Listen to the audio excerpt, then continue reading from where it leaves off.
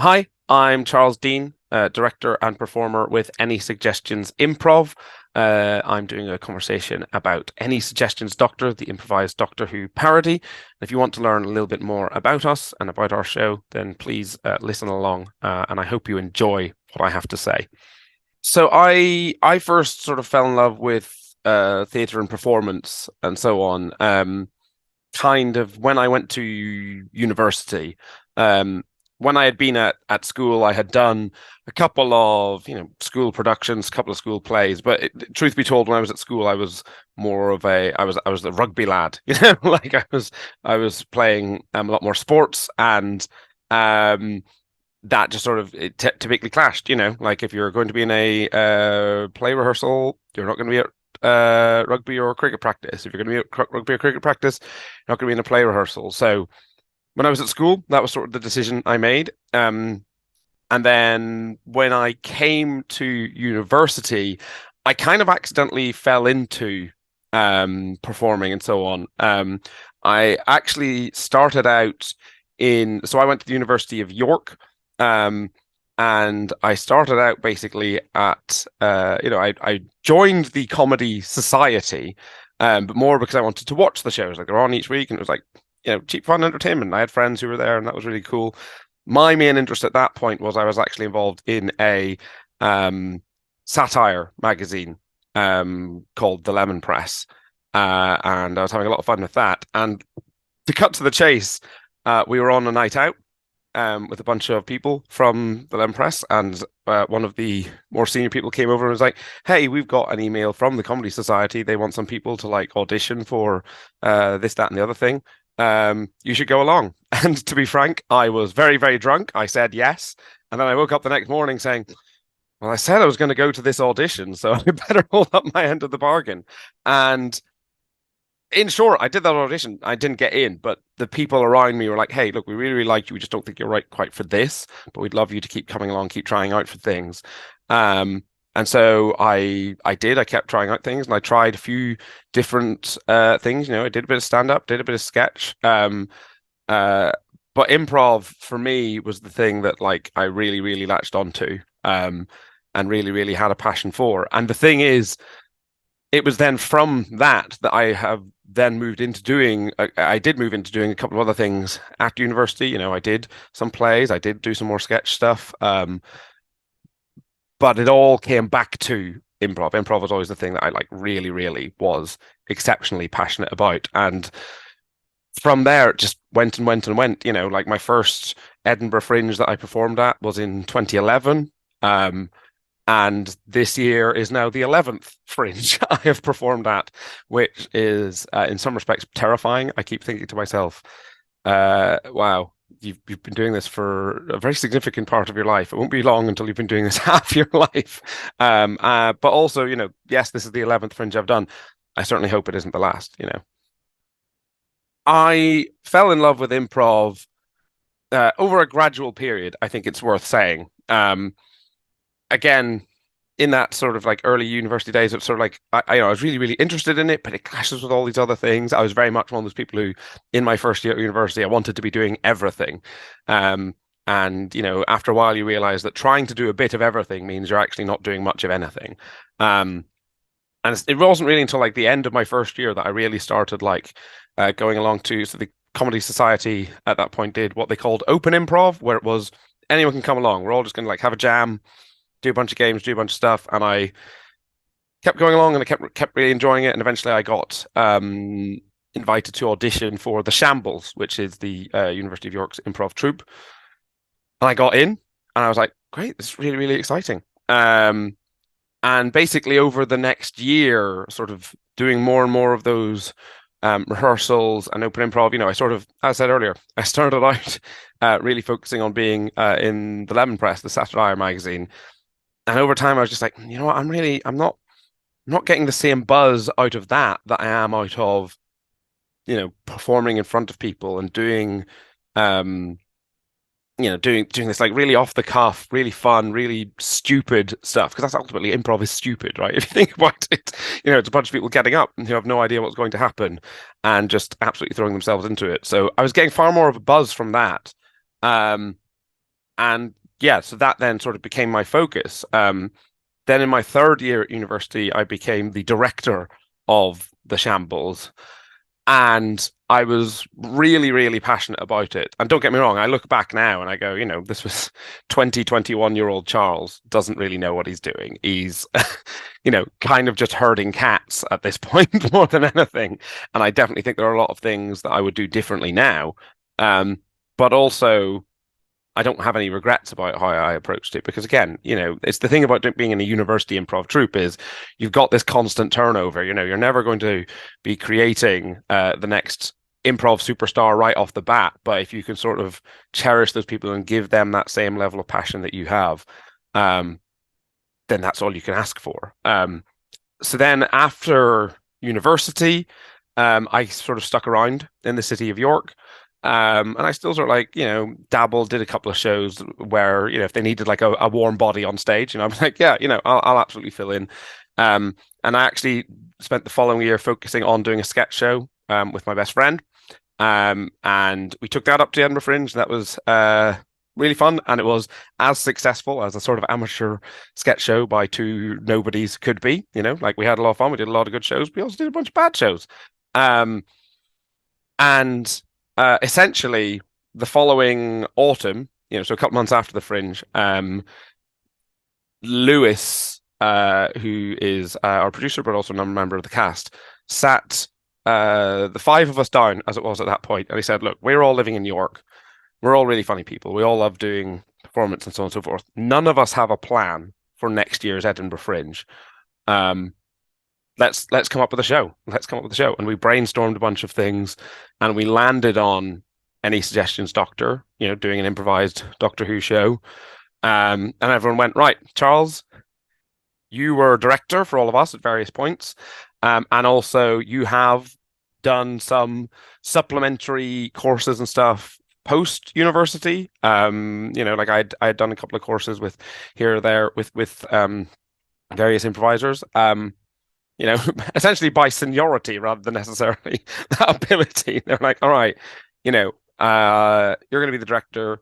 You're going to sort of lead us on this. And I went, okay. And I went away and I started really trying to figure out, okay, what are the sort of structures, what are the formats that would work for doing an improvised Doctor Who? And it sounds ridiculous, but at that point, when we were coming up with the show in that first year, it was kind of just a thing to do. We weren't necessarily anticipating that we would be here in 7 years' time. It was very much like, let's just do a show this year. We very much went in being like, it's going to be kids in a toy box. It's just going to be a bit silly. It's an excuse for us to go up to Edinburgh more than anything else. And we ended up sort of catching a bit of lightning in a bottle, or at the very least on the scale that we have. And yeah, that's kind of where my passion sort of kept growing from, because it was about being like, we've got something about magic here. How can we make that better? And then as you keep coming up to the Fringe and as you keep seeing other shows and as you keep networking and, and indeed doing improv, basically, that's where that passion has sort of grown and grown and grown. And, it genuinely is, I think, one of the most important things in my life. And I hope that I will be doing it until I'm no longer physically or indeed mentally able to.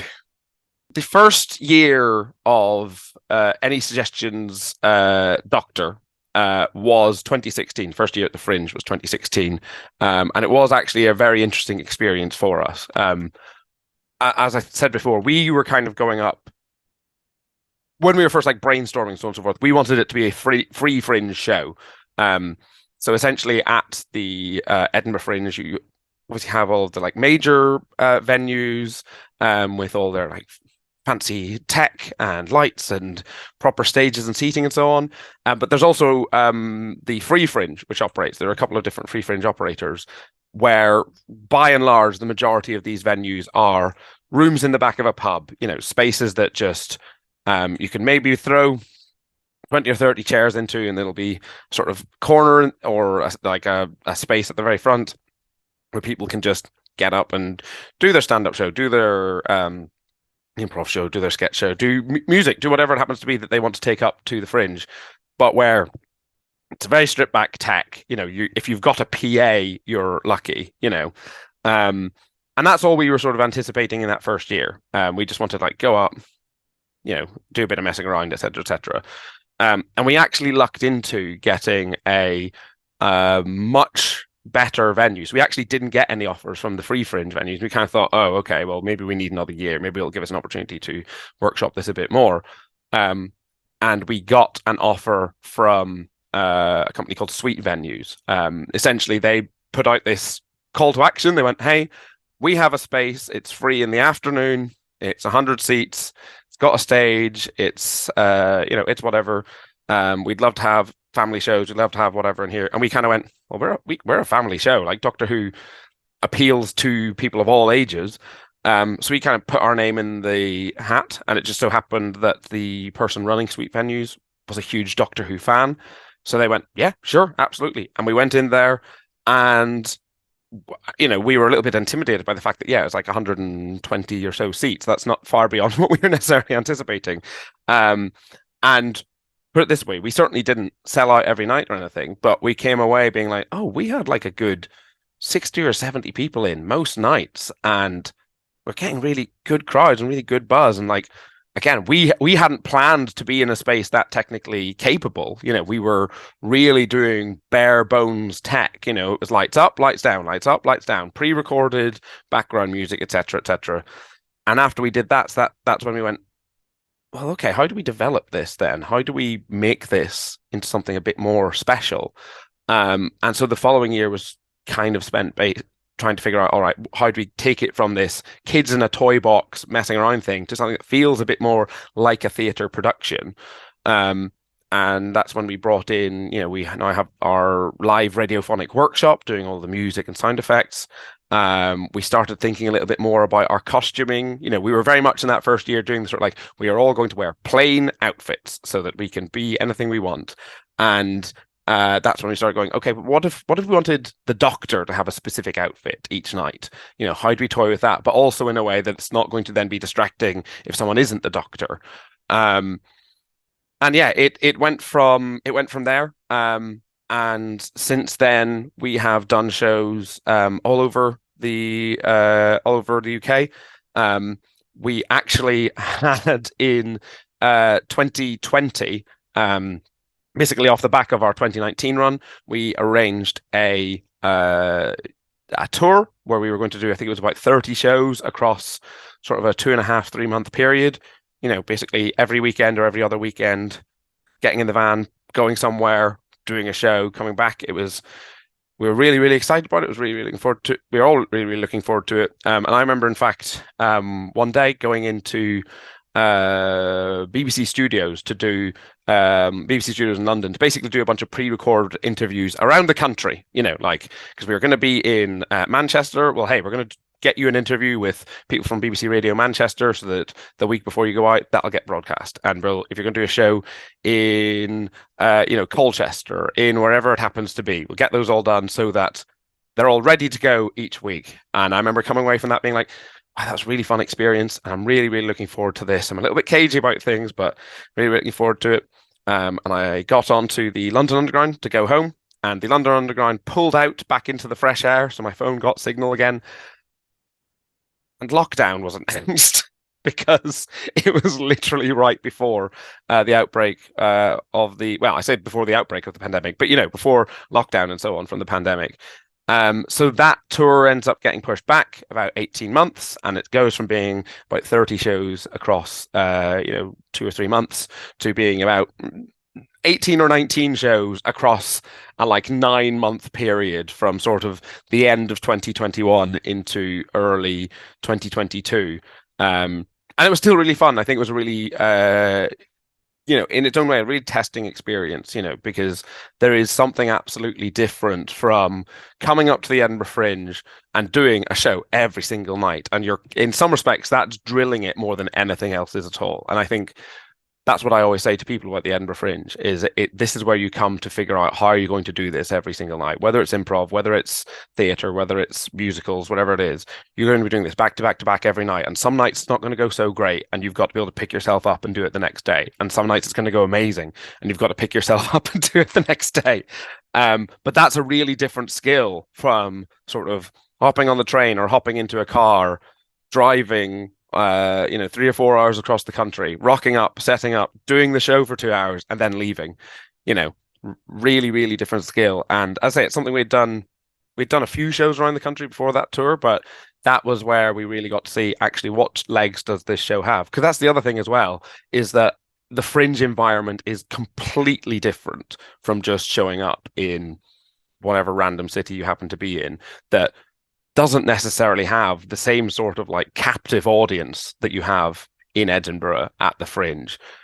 You're trying to appeal to the general public. How do you appeal to them? How do you actually get this show out to them? And it's fair to say in some cities we did a really good job of like managing to get in big crowds and filling it out. And there are some places where it was less so than that. But yeah, so it's something we certainly have done a lot of shows around the place in the past, and certainly moving forward, I hope we can continue to do more shows. We're already sort of discussing, okay, what are the plans for this next step? The pandemic, like for most shows, I'm sure, kind of stuttered our momentum a little bit. And this past year, I think we've kind of just been trying to re-find our feet. We've got our feet now. I want us to see what we can do, but to take Any Suggestions Doctor, Any Suggestions Improv to the next step of our progression. The story of how we came to do specifically Doctor Who is kind of interesting. Essentially, most of us in our sort of like core cast, we're fans of like the modern reboot Doctor Who, sort of Russell T Davies era, brings it back, that period. We do have a couple of cast members who have a bit more knowledge of sort of like historical Doctor Who. But on the whole, what drew us to the property, and indeed what draws like most of our audience to the property, is everything that's happened sort of post 2005. And to be frank, it was at some point during the Peter Capaldi era of Doctor Who. I mean, evidently this was, as I said, it's 2015, 2016. And I will speak purely for myself. I don't want to speak too much for everyone else from the cast, but I found a lot of Stephen Moffat's show running to be a little more frustrating. And in particular, I sometimes thought, I don't really feel like this is for kids. Like there were some times where I thought it was a little too dark, a little bit too serious or whatever. Plenty of fun stuff that did happen, and I did really love like Peter Capaldi as Doctor. But there's just parts of that era where I was thinking like, oh, this just feels like a drag. And essentially there was a particular episode that aired, and a couple of days later, a bunch of us were all just sitting in the pub, having a few drinks. We've been discussing various things, but we talked about this episode in particular, and we sort of thought, man, that was not great. We could have improvised a better episode than that. Ah, ha ha ha ha ha. Like not really thinking anything further than that. And so it wasn't until, as I say, Lewis had sat us down and we were brainstorming, okay, we want to take a show up to the Fringe next year. What do we want it to be? And someone brought up, we could improvise Doctor Who. Okay, yeah, we'll put that on the list. And we had a few other things on there, but we kept coming back to Doctor Who. We kept coming back to, this feels like a really strong idea. And in hindsight, I think we're absolutely correct. I think one of the things that's really fun about doing an improvised Doctor Who is that it can be set literally anywhere. Like you have a time machine that can go through all of time and space, and you can pick any location, any time period. You can make up any location, any time period, and bam, you're there. And it makes sense. You don't have to do the thing that sometimes improv shows have to do, or sort of like tiptoeing around justifying, well, why do we happen to be in this sort of futuristic robot factory? It's like, no, we're in a futuristic robot factory. It just exists. That's fine. That's the world. We can skip over that level of plot explanation because, like, yeah, this is where we are, and that's what Doctor Who does as well. Like, they don't really labor the justification of why these things exist. They just go, yeah, this exists because it does. It's like, cool, great, let's get on with the adventure. So yeah, we just kept coming back to it until eventually we went, well, all right, let's give it a go. And we had a few different ideas for what we would name it. Like I'm really happy with the name we've come up with, Any Suggestions Doctor. I think it's nice and evocative, but also at that point, I think it's fair to say, in terms of the sort of parody area, although we're protected by sort of parody law and so on and so forth, we didn't want to just explicitly say the Doctor Who improv show. So it was evocative of Doctor Who without like explicitly saying anything. But we had some other ideas. I think one of the ones that really stuck with me was we came up with the name Impromptu, which out loud, I think I remember like I was coming up with that and I was like, man, I really love that. That's so clever. That's so whatever. And it really gets across like the sort of like the improvised nature of it while also having who in there, but a bit of wordplay, love a bit of wordplay. But then written down, it just looks like impromptu, which isn't anything at all. So we settled on Any Suggestions Doctor, and we started developing from there. And it's a big property to tackle. Of course it is. And it's a big property that a lot of people are very, very passionate about. And that's part of why we put so much work into developing exactly what we wanted from the show, exactly what we wanted to deliver from the show.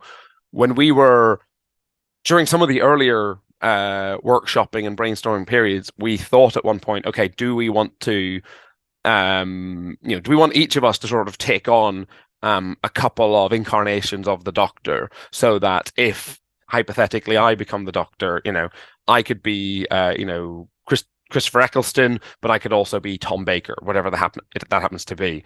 And after we'd done a few more workshops like that, we realized we're not impressionists, we're improvisers. So we scrapped that, we moved away from that, and we realized that actually gave us a lot more freedom in terms of sort of parody and pastiche and so on, because it means that if I happen to be portraying the Doctor, I can take a couple of the things I like from a couple of my favorite Doctors, but I can also like play around with them and I can twist them a bit. One of my favorite things I've ever done with the Doctor is to sort of, the Doctor is an incredibly intelligent character. They know everything. They know absolutely everything. They have all the knowledge. They have all the expertise and know-how. And one of the things I find fun to sometimes do if I'm being the Doctor is actually to be a little bit more sort of dim-witted, if you know what I mean, and sort of taking a bit more of a back seat. And actually, it's kind of the companion who has all of the like implicit knowledge and know-how of the area, and I'm sort of like following their lead a little bit more, but also still ultimately being the one to save the day in whatever way, shape, or form that should take.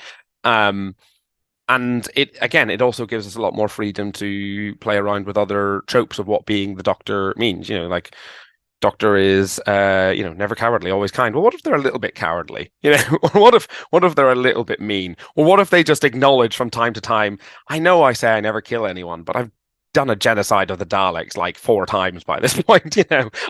I've killed all of the Time Lords a dozen times. Like, what if the Doctor was a little bit more self-aware that, like, okay, they're a bit self-aggrandizing, but actually this is all a bit hypocritical.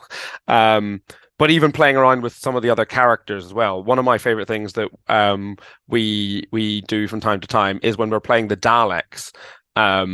We sort of inevitably end up, in actual Doctor Who, if Daleks do have names, they tend to be quite sort of intimidating or ethereal names of some sort, like Dalek Khan, Dalek Sek. We always end up calling them like Dalek Barry, Dalek Elaine, and then they just end up having this much more like domestic relationship with each other. I think one of my favorite examples of a way where the Doctor had not necessarily defeated the Daleks, but intimidated them, was to just be like, if you don't stop your scheme, I'm going to tell your dad. And they're like, no, don't tell dad. And just, really sort of playing around with that side of things. You don't want to go too far down that line, because obviously we do want it to be, ultimately, as much as we want it to be like a fun show, a funny show, we also do still want it to have everything that Doctor Who is. Doctor Who crosses so many genres. One of those genres, of course, is comedy, but those other genres are like, you've got drama, you've got mystery, but the thing I really want to try and hammer home as much as we can is that horror side of things. Doctor Who is a lot of the time a horror show, and I think when it is at its best, it is when it really is like making you feel uneasy, uncomfortable. and you know the Doctor is going to save the day, but actually not everyone's going to get out of this okay. And the times we have done that in our show have been the most magical times that I think I personally, as a performer, have ever had. The show, basically, when you show up to any Suggestions Doctor, you'll be queuing outside, and a couple of us in the cast will come out, and we will hand you. In fact, I think I've got a couple here. We'll hand you some of our episode title slips that we have here, and we invite you to write down the name of a hypothetical episode of Doctor Who that you have never, ever seen before, but you've always wanted to see made. We do try to encourage people that it is an hour of whimsy and wonder. We don't want to be doing an hour of modern political discourse. We're not satirists, and indeed it is a family show, So if you want to sit through an hour of Doctor Who versus Donald Trump, I think you're probably in the minority, to be completely honest. So we try and discourage people from doing that. And of course, it's a family show. So if people have anything rude they want to write down, we go, look, we're not going to read that out in front of children, as it were. So we ask people to write those down. They hand those to one of our other cast members on the way in. We put them into a big box to pull one out of. And essentially, the way the show is structured is we have 3 questions to ask. We have Doctor Who of us is going to be the cast. Or sorry, who is going to be the cast? Who of us is going to be the Doctor? We're all going to be the cast, but who out of us is going to be playing the Doctor? We ask Doctor where and when in time and space. So this is where we try to get the setting from the audience. And we sort of invite people to, shout out potential settings. We've had some like really, really incredible settings in the past. I think some of the more creative ones that sort of spring to mind are we once had an episode set in the sauce mines of Heinz 57, which I remember just hearing out loud, and I was like, yeah, that's evocative. That's exactly what we want. But we also clearly have that setting there. But also doing like the historical settings are really fun. We've done like the first Olympics. We've been to ancient Egypt a few times. We've even been to like more recent history, like we have done a couple set in like World War II. We even did one in like the Korean War, which was great because functionally the Korean War is not something that we as British people know a huge amount about. It's not necessarily like in our education. So I'm sure it was an incredibly accurate depiction of exactly what happened in the Korean War. But we also get a lot of, contemporary settings. We get a lot of people who, for some reason, want us to go to retail outlets. So we've been to IKEA a couple of times. Just the other day, we went to Big Tesco, which I'm sure to a lot of your American audience won't necessarily mean just as much, but all you need to know is that there is a supermarket chain called Tesco, and there are small Tesco's and there is Big Tesco, and Big Tesco is a thrill. Let's just say that. But we've also had a lot more sort of like ambiguous but contemporary settings. A really fun one we did last year was in a Norwegian fjord. And that was just like really, really evocative because then we get to sort of like play with, okay, so we're in Norway. What are the Norwegian things we're going to bring into this? But also, how do we then tie it to the final question, Doctor, what is the episode title? Because whatever that setting happens to be, we then have to tie it to whatever we happen to pull out of that out of that hat. Whether it is Doctor and the Octopus, when Donna met Strax, or the cat's calling, so we've got to tie all those things together. So once we've got those 3 suggestions from the audience, we take it away, and it is then just an episode of Doctor Who. We've got our little cold open to set things up. We've got our opening title screen, and we go throughout. In terms of who might show up in that adventure, obviously we will always have a Doctor. And there will always be the Doctor's companion, whoever that happens to be, and that's another really fun thing to play around with. Like, what do you tend to expect from a Doctor's companion, and how can we maybe toy with those expectations a little bit? In the past, sometimes we've just literally been like, hey, this companion happens to be French. One of my favorite ones from Fringe's past is whenever I just decided my companion was Winston Churchill after the companion had walked on stage. And so now it's like, well, okay, for the next hour, You're playing Winston Churchill. Have fun. Um, but beyond that, it absolutely depends from show to show, and it will always be the most appropriate callbacks and so on. Like obviously, sometimes the episode title that we happens to get will sort of summon, if you will, a character whatever it happens to be. You know, if its title happens to invoke, as I had there, Donna. Well, we're going to see Donna at some point. If it happens to mention, oh, it's the cyber invasion. Well, we're obviously going to have some Cybermen, or if the Daleks are mentioned, or the Adipose, or whatever it happens to be. And indeed, sometimes the setting will mandate it. You know, we have done a couple of episodes set in sort of classic Doctor Who locations, you know, whether it's Gallifrey, whether it's Skaro, whether it's Mondas. That was a really fun one as well, because sort of like the ongoing conceit of the whole episode was like, what are the things that make Earth and Mondas different, but also the same? So yeah, and of course, sometimes it's not necessarily dictated by the setting or the title. It's just dictated by wherever the plot happens to go.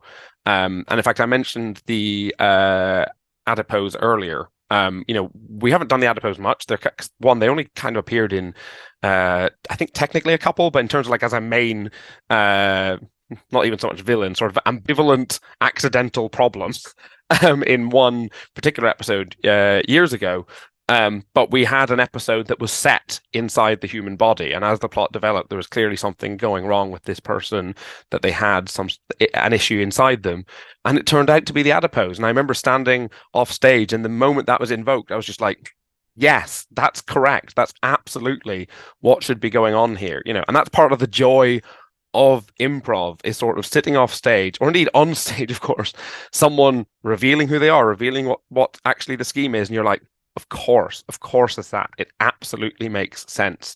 From time to time, we do have our own sort of more original villains that don't necessarily invoke particular things. I mean, you know, a couple of years ago, we had a couple of episodes where we had brand new Time Lords that we'd never met before, like the cheese sommelier.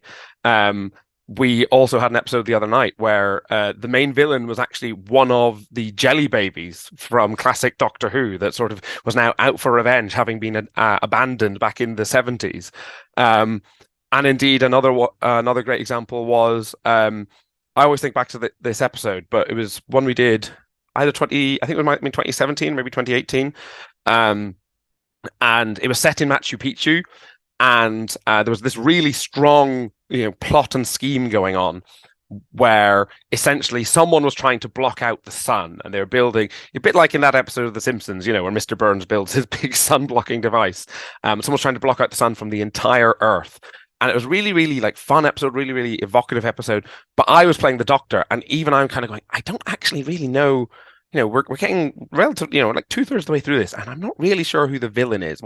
We know what the scheme is, and again, Doctor Who is a mystery, but we're really not sure. Like, no one has sort of like latched onto that thing of like, of course, this is being done by the Master. This is being done by whoever. So I essentially just threw something out there, and I turned to my companion, who was being played by Matthew, and I said, I can't remember what their name. I think their name might have been Jeanette. And I said, Jeanette, who in the world hates the sun the most? And Matthew, kind of in a moment of like blind panic, just went, oil barons? And I just immediately went, yes, oil barons hate the sun because they hate solar power, because that's going to take away all of their wealth. And it was just that sort of moment of serendipity where I was just like, Matthew, give me a hand here. Tell me what you think is going on. And I was sort of like half anticipating them to say, okay, you know what, it's going to be the Daleks, it's going to be the Cybermen, it's going to be whatever. And instead, they just, in that moment of panic, said something functionally completely random. And I was just like, yes. You know, like, I don't want to be too cliche about like, yes, and in improv, but I was like, of course it's oil barons. It makes perfect sense it's oil barons. And here's the really good reason behind it. So you can get absolutely anything. You know, you could get some classic villains, you could get some new ones, or you could get some of our sort of like twists on more classic Doctor Who tropes. We started out as a group of 5, but very quickly then brought in a 6th member to our sort of core group, as we refer to them. So there is myself. We also have Lewis, who I've mentioned earlier, who I say is someone who sort of brought us all together, but also functions as the producer for the show. We then have Louise, who it just so happens is now married to Lewis, which is very, very nice. And it was very fun to sort of go to the Any Suggestions Doctor sort of wedding party, as it almost was. That was really, really fun. There is Matt, or Stalls, as we call him, and Matthew Stallworthy, who, as it happens, is also a drag queen doing another show up here at the Fringe. Lewis is also doing their debut stand-up hour this year, which is also really exciting. And then we have James as well. And then the sixth person we brought into that sort of core group was Harry, and Harry's another one of the sort of like he's really got that sort of like historical Doctor Who knowledge in there. We were all sort of contemporaries at the University of York. That's how we sort of initially knew each other, and that's how the troupe began to take shape and take form. And since then, we have worked with a number of other people as well. It's been really fun. So someone who's going to be in our show a lot more this year is Zach, who themselves has their own improv show that they're also doing, the Ciliad, which is great fun, Improvised Myths and Legends. And in previous years, we've also worked with Alex, who's a number cast member in the Ciliad. And then last year, we actually had a really sort of interesting set of circumstances, interesting kind of like the key word here, where essentially a couple of months before the Fringe, we had one of our cast members had, shall we say, a medical emergency, which sort of like wrote out a couple of people for the Fringe, like they're not going to be able to come up at all. And all of a sudden we're having to look at our cast and go, right, who do we have? How many people do we have? How can this show function? Like an ideal version of Any Suggestions Doctor has 6 cast members, but it is a show that can be done with 5 cast members. So we're kind of like getting up the rota and being like, okay, for most of this run, we do have 5 people who are available, but we have a handful of slots here where actually we only have 4 people. And so, to be frank, I reached out to a number of different improv shows that were going to be up in Edinburgh, and I said, look, we are going to be in need of some assistance for a few of our shows. We'd really like to work with some of you, if any of you can help out. And as it happened, we did get some responses from a couple of people. And we managed to do some work last year with a couple of people from another improv show called Netflix, which was really, really exciting. So we did a show with Holly from that show, from Netflix. But also, one of the things that was really, really enjoyable about that, the experience was there was also Emily from Netflix, who essentially was originally signed up to just do like a couple of shows for us. And we were like, yeah, cool, that'd be absolutely great. But she kept coming back. You know, she kept being like, hey, can I fill in tonight's show as well? And I was like, hey, yeah, if that moves us from being a 5-person show to a 6-person show, absolutely. And she did so much with us. And, you know, that was really, really exciting for us, because it's something I've wanted to do for a while, is like actually try and get some more outside people involved, because you do just learn so much from working with different groups and different people. And the fact that not only did she do like those couple of shows, but she did so much with us was really, really exciting. And I really, really appreciated all that support. And not only that, but we sort of, you know, then became, you know, great friends, not just with them, but with the rest of their cast. And it became like a, you know, obviously it was very unfortunate not to have, you know, Lewis and Louise for last year, especially being that it was the first Fringe back since the pandemic, and you know that was, you're kind of like looking forward to that big hurrah. But in terms of like every cloud has a silver lining, having that silver lining of making these great connections elsewhere, and learning so much from working with these other people, you know, that was really, really enjoyable. And it's something I hope we can, you know, I hope we can work with Emily and with other people more in future as well. The show has definitely evolved a lot since 2016. As I say, I think in 2016 we were, you know, it had a much more of a vibe of like we were kids in a toy box. We're getting out there, we're doing the sort of like fairly obvious Doctor Who jokes a lot of the time, and you know it's very fun. And we did have, of course, a couple of really great plots in there. But I think it's fair to say, probably looking back at that, it's a lot more rudimentary. And I honestly think one of the things that really helped us take the show to the next level was getting a live score, getting our live radiophonic workshop. Excuse me. So in that first year, we had a guy called Alex Rushforth, and he sort of like helped sort of frame a lot of that music and so on. And we now work with a guy called Nick Upton, who's a terrific musician as well. And I think one of the things that's been really helpful about having that musical score backing it is that helps to steer the scenes as much as anything else. When previously we were kind of just using like pre-recorded background tracks that functionally are kind of quite stagnant, it's fair to say, or at the very least predictable. Like if you've heard like this sort of like, background track once, and then you're doing a show like a few days later, like, okay, yeah, I know exactly what the tone of this scene's kind of going to be. Whereas having the live music in there allows Nick and whoever happens to be doing the music for us to help steer or direct the scene. If sometimes it does, we might be feeling a little bit aimless, but if he just gives us like that little, twinkly, uplifting tone behind it, that lets us know, oh, okay, you know what, maybe we should pick up the mood a bit. Or indeed, if it gets more sinister and it's like, nope, guess what? Now this scene means bad news is afoot. So that's been really useful. But also, I think one of the things that's been quite fun for us is watching Doctor Who, the TV show, evolve as well, and seeing how we can take advantage of that. What are the different tonal shifts in there? I think, as I say, the end of Stephen Moffat's run and certainly large parts of Chris Chibnall's run, I think, have had a much more like dark tone to them.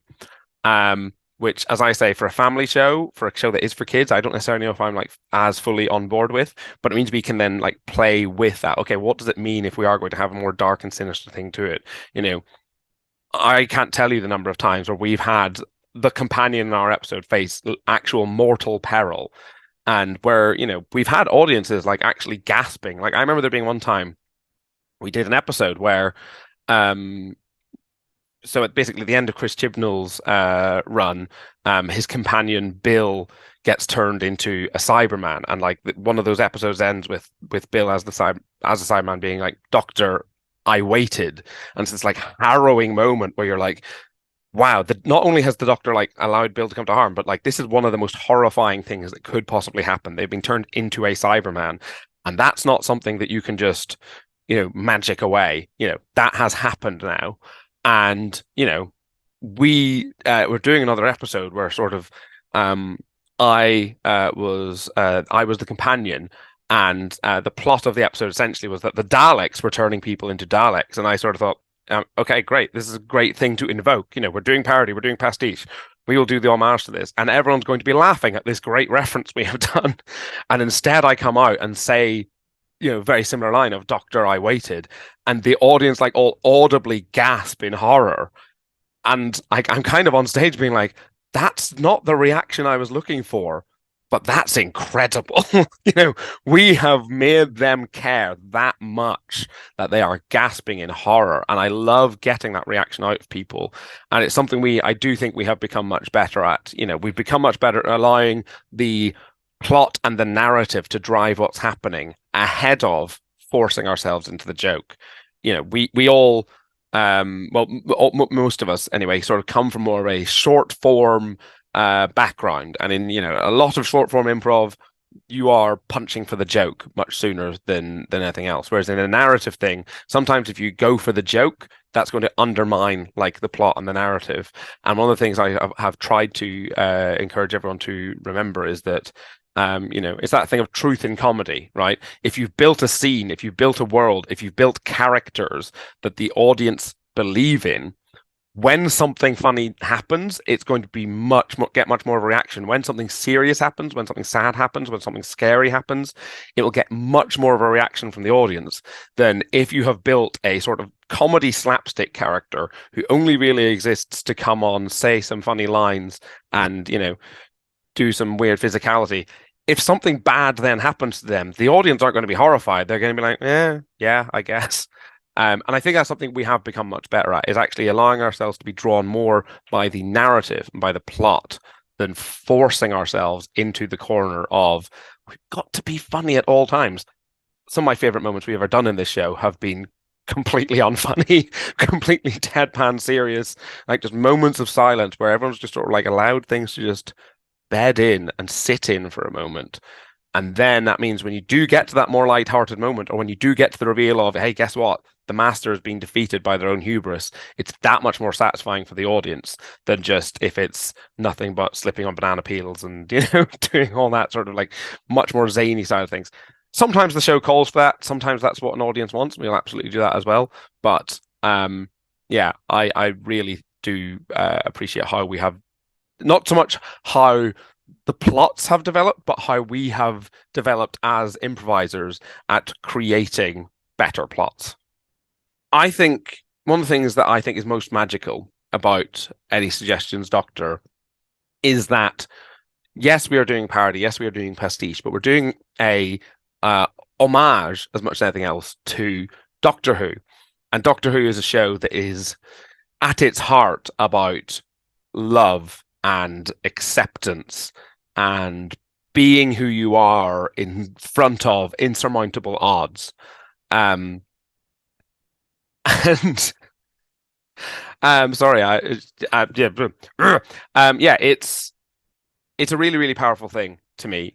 I think I don't think it's a hot take to say the past couple of years in the world have had like a lot of like darker moments, a lot more like serious moments. You sort of have to look at things and you go, wow, you look at the state of politics, you look at the state of like the COVID pandemic, it's not always been super uplifting.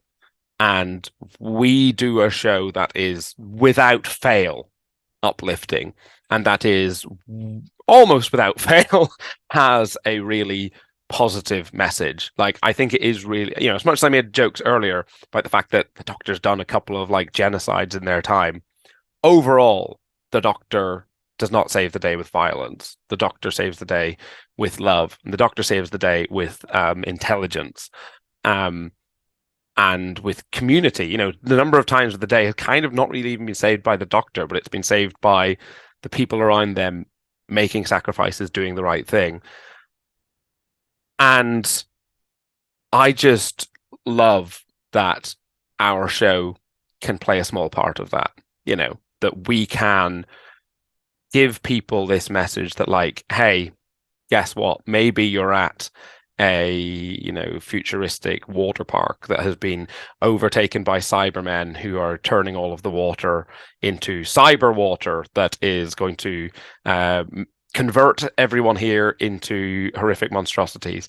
But if you remember who you are, if you remember the love you have for other people, then that will save the day. Like it is like it's kind of a joke in Doctor Who circles that the number of times, in particular under Stephen Moffat, but Russell T Davies had the same issue as well, and there's a little bit with Chris Chibnall as well, but like where love saves the day. The day was saved by the power of love. And like, yeah, that's a bit corny, and yeah, sometimes it's feels like a bit of a cop-out, but that's a great message, isn't it?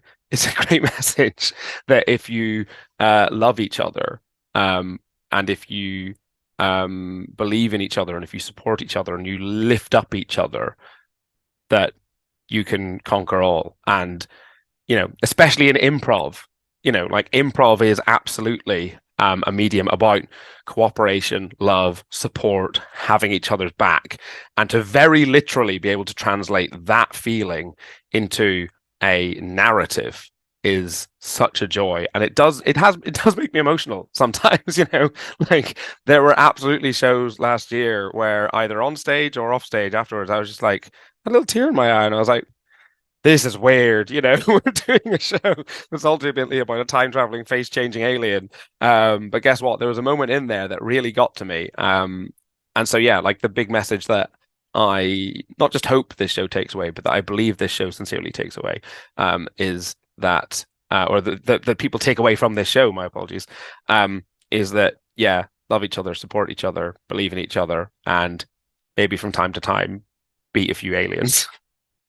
So as I mentioned earlier, we came as a majority, we came from the sort of Russell T Davies reboot era of Doctor Who. And as such, for me, like my first Doctor was Christopher Eccleston, and I think I will always have a soft spot for that Christopher Eccleston era. I'm sure there's an element in there which is also, absence makes the heart grow fonder. We only got one season of Christopher Eccleston, and he's now doing some big finish Doctor Who show stories as well, which I'm really excited about, and like I'm really glad about. But for me, he brought such an element to the role of like fun and whimsy and all that, but there was that dark side to him, and there was that like the that episode in first series, Dalek, where he is functionally meeting, as far as he's concerned, the last Dalek in the universe. And he is actually, torturing it. And, he is making it suffer. But then he has the realization that he has that darker side in him. It's some really powerful stuff. And I do think, David Tennant, towards the end of his tenure, whenever he was sort of being, Time Lord victorious, he did have a little bit of that side to him.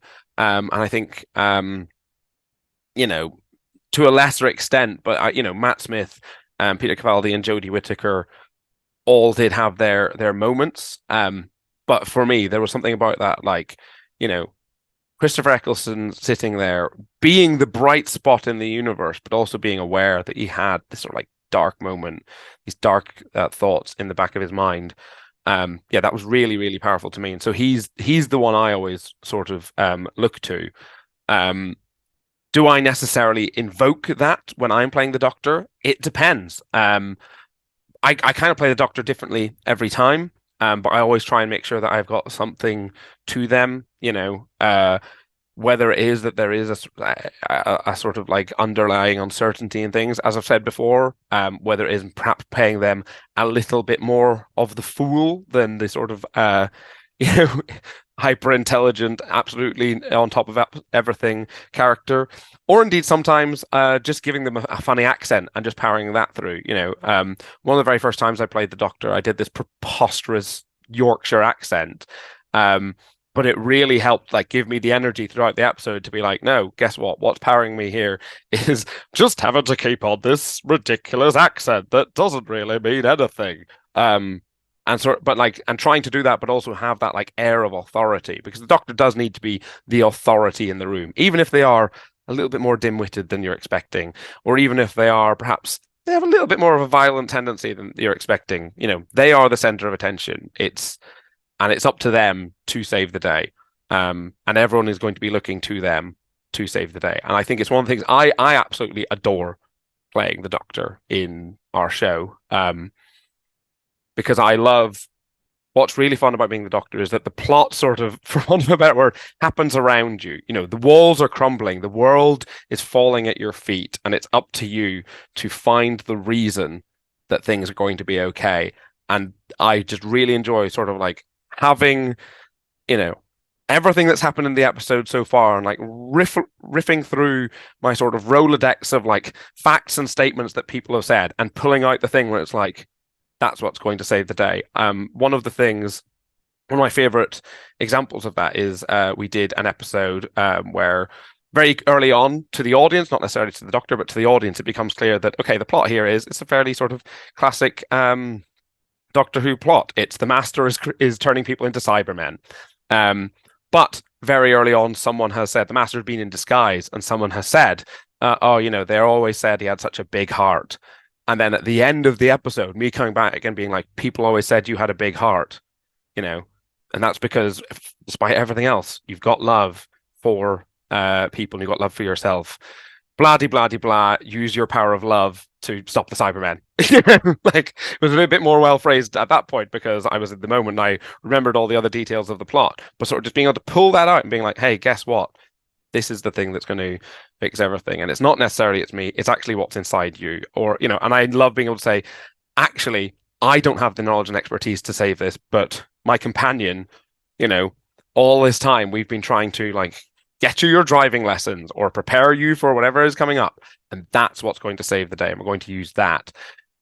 Yeah, I just think that's beautiful and magical. And again, sometimes it is just, yeah, love conquers all. But whenever there is that like really great moment of serendipity, I just like it's beautiful to me. You should come to Any Suggestions Doctor if you are a huge fan of Doctor Who. But also, if you're not a big fan of Doctor Who, we'll tell you everything there is to know. I think one of the things that I really do enjoy about this show is that it is completely accessible. We always make a point at the start of the show of being like, "Hey, give us a big cheer if you're a big fan of Doctor Who," but also give us a big cheer if you've just been dragged along by one of your friends. And sometimes those barometers are slightly more skewed than we might expect. I think we've only ever once had a crowd where we said, "Give me a cheer, being dragged along by a friend," and there was silence. But we've definitely had times where that second cheer is a little bit bigger, and we're like, "Okay, cool." So it's always going to be a show that is fun. It's, as I say, it's appropriate for people of all ages. It's exciting. It's an adventure. It can go anywhere in time and space. We've got a literal TARDIS on stage with us. We can go wherever you want. We can do whatever you want. Yeah, we're going to drop in the Doctor Who references for the big fans, but it's not going to be completely inaccessible. We're going to take you along for the ride. Like, trust me, I'm not the Doctor Who expert, like I have to spend as much time cribbing up before shows, just reading up on the TARDIS Wikia to be like, okay, in that past episode, we had such and such a character. Who actually are they? So that I can figure this out in case they come up in future. So yeah, it is completely accessible. So if you're a huge fan of Doctor Who, great, come along. You're going to love all that. If you're not a fan of Doctor Who, but you do just want a good fun hour of an exciting adventure with a really tight plot that, as I say, can go anywhere in time and space, Any Suggestions Doctor, the improvised Doctor Who parody, is the show for you. So we do actually have another show that we have taken up to the Fringe this year. It's an exciting debut for us. It's called Suggestions of the Unexpected. As the name implies, it is a sort of improvised homage to shows like Tales of the Unexpected, The Twilight Zone, even a bit of Goosebumps, probably fair to say. It's more like an improvised portmanteau horror story, or perhaps not necessarily horror, but let's say cautionary tale. So we get the prompts from the audience and we are going to tell you a message, an important message about how you should live your life based on those prompts. It's really exciting for us. It is an experiment. It's also worth saying. I'm really looking forward to trying it out. It's going to be in the final week of the Fringe. If you want something that's maybe going to be a little bit darker, a little bit more late night, not necessarily, bawdy, shall we say, but we're definitely going to be exploring some more serious tones than we might cross in Any Suggestions Doctor. If you just want an improv experience that's a little bit different than what you've seen before, I would be delighted if people would come along to see Suggestions of the Unexpected as well. Hi, my name is Charles Deane. I am a director and performer with Any Suggestions Improv, and I'm up here this year with, in particular, Any Suggestions Doctor, the improvised Doctor Who parody. It's an improvised adventure in time and space. It's every night at 5:30 at the Pleasance Ace Dome, and we'd love you to come along and join us on a rip-roaring adventure through time and space in our very own TARDIS to have an adventure with everyone's favourite face-shaping, time-travelling alien, the Doctor.